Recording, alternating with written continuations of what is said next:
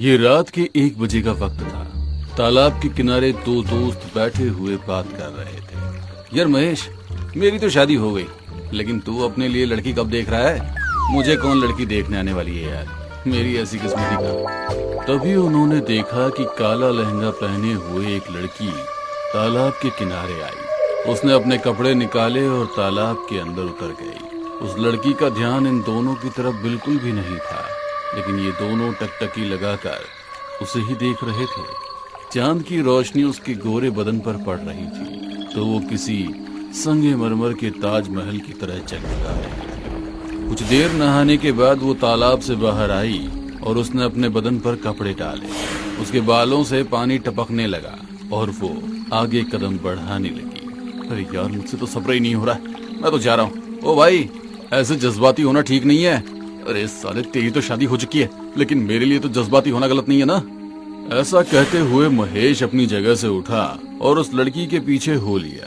कुछ दूर चलने के बाद अब उस लड़की को भी शायद पता चल गया था कि कोई उसका पीछा कर रहा है। वो लड़की एक खंडर के बाहर जाकर रुकी। उसने एक बार पलटकर महेश की तरफ देखा और फिर खंडहर के अंदर दाखिल हो गई। महेश भी अब उसके पीछे खंडर के अंदर चला गया। वहाँ वो एक कुएं के पास जाकर रुकी। उसने पलटकर महेश की तरफ देखा और उसको पास आने का इशारा किया। अरे मेरी जान, मैं अभी आता हूँ। महेश जाकर उस लड़की के गले लग गया। मेरी जान, अब मुझे और मत तड़पाओ, आ जाओ। महेश उसकी मखमली कमर पर अपने हाथों को घुमा रहा था। तभी उस कुएं के अंदर नीले रंग की रोशनी उत्पन्न हुई और किसी के सांस लेने की भयानक आवाज सुनाई देने लगी।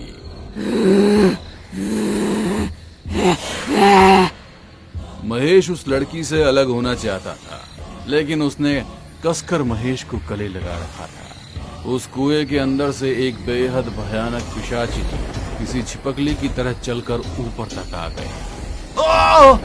उस लड़की ने महेश को कुएं की तरफ धकेल दिया। उस पिशाचनी ने महेश को पकड़ा और उसे कुएं के अंदर ले गई।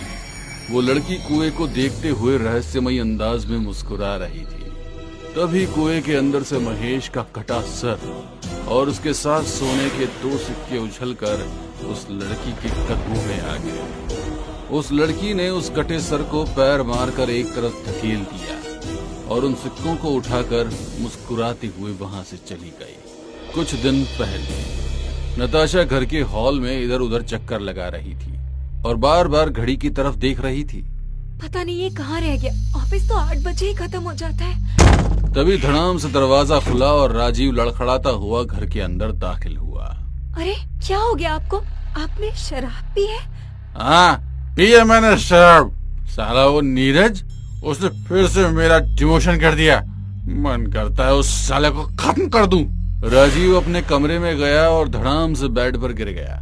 नताशा राजीव की इस हालत को देख नहीं पा रही थी, इसीलिए वो घर से निकलकर एक खंडर के अंदर पहुंची, जिसके बारे में उसने बहुत बातें सुनी थी। खंडर के अंदर एक कुआं था।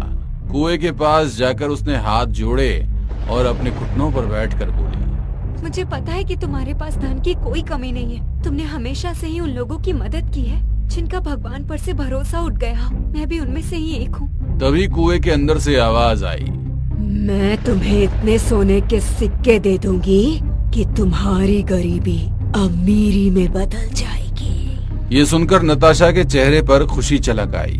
तुमको मेरे पास रोजाना एक मर्द को लेकर आना होगा।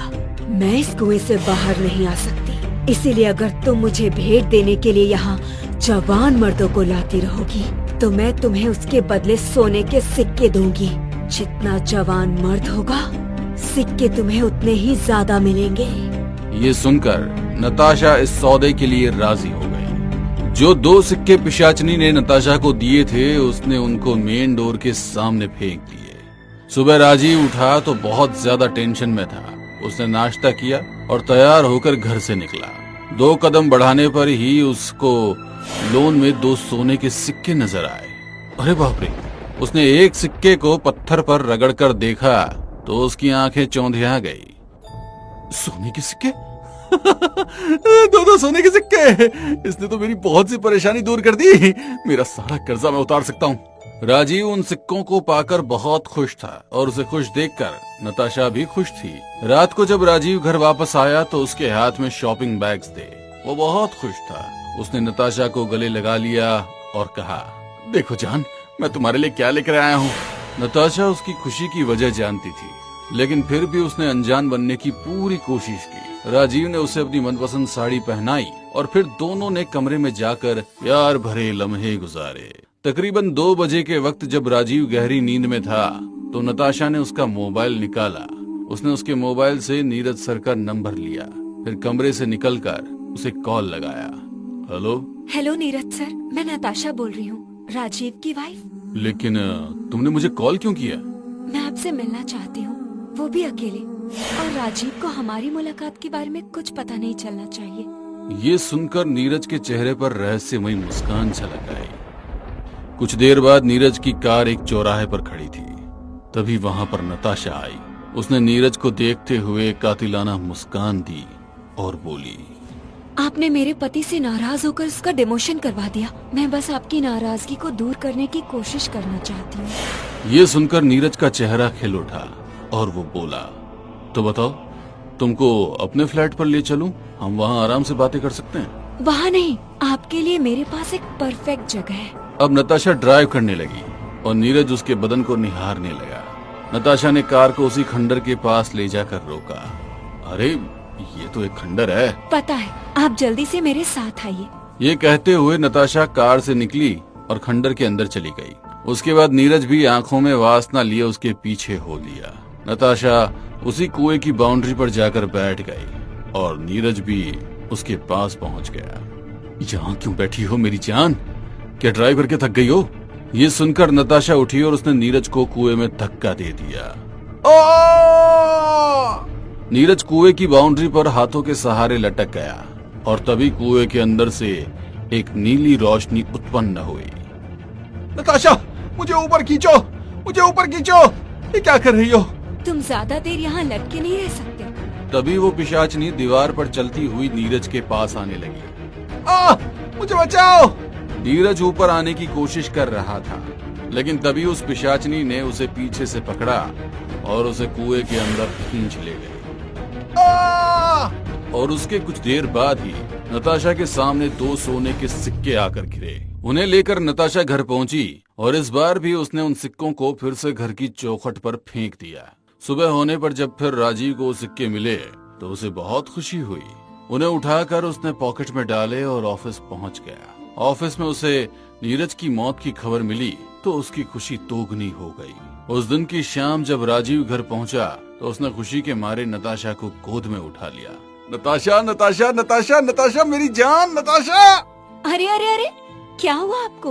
आज तो आप बहुत खुश लग रहे हैं। कल नीरज की डेथ हो गई और अब मुझे उसकी पोस्ट मिलने जा रही है। क्या सच में? हाँ मेरी जान, सच में। राजीव ने नताशा को गले लगा लिया। उस रात भी नताशा ने उसके सोने का इंतजार किया और तकरीबन 2 बजे वो उठी। वो कमरे से निकली और उसने धीरे से दरवाजा बंद कर दिया। उसने ड्रेसिंग रूम में जाकर अपना वही श्रृंगार किया और घर से निकल गई। उस रात उसने चौराहे से एक 18 साल के लड़के को अपनी अदाओं का दीवाना बनाया और उसे उसी खंडर में ले गई। लेकिन आज जैसे ही वो घर वापस लौटी तो पाया कि सामने राजीव बैठा हुआ है। उसके पैरों तले जमीन खिसक गई और हाथ से सोने के सिक्के जमीन पर गिर गए। राजीव ने उसको सजी धजी हालत में देखा तो उसका गुस्सा फूट पड़ा। तो तुम हमारी गरीबी दूर करने के लिए गंदे काम कर रही हो। ये सोने के सिक्के भी तुम ही रास्ते में फेंका करती थी ना? जैसा आप सोच रहे हैं वैसा कुछ भी नहीं है राजीव। राजीव बहुत गुस्से में था। उसने 2 घूंसे नताशा के मुंह पर लगाए और उसको बालों के बल घसीट कर एक कमरे में ले गया। कलंकिनी, अब यही इसी कमरे में तेरी चिता बना दूंगा। राजीव ने ड्रॉर से एक तेज धार चाकू निकाला। मेरी बात सुनिए। मुझे कुछ नहीं सुनना।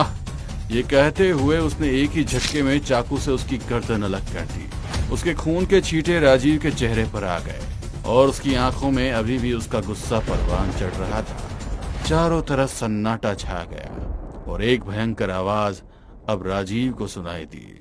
मुझे भेंट चाहिए, भेंट चाहिए मुझे। ये किसकी आवाज है?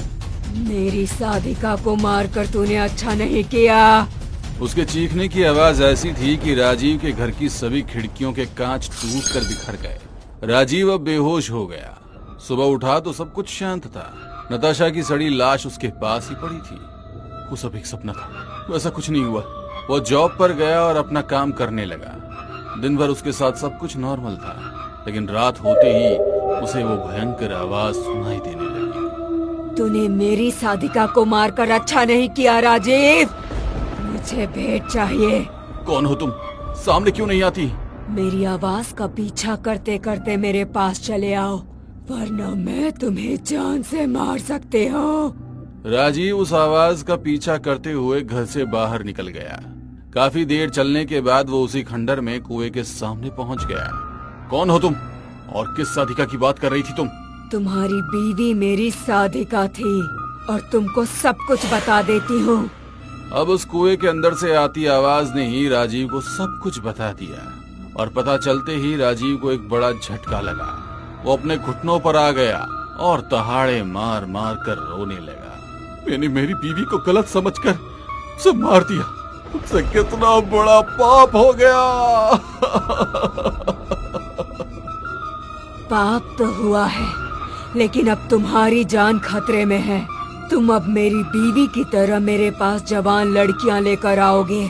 जितनी कम उम्र की लड़की होगी, तुम्हें उतने ज्यादा सोने के सिक्के मिलेंगे। ये सुनकर अब राजीव को समझ आ गया कि अब वो बड़ी मुसीबत में फंस गया है। अगली शाम जब वो अपने ऑफिस से निकला तो एक लड़की उसकी कार में आकर बैठी।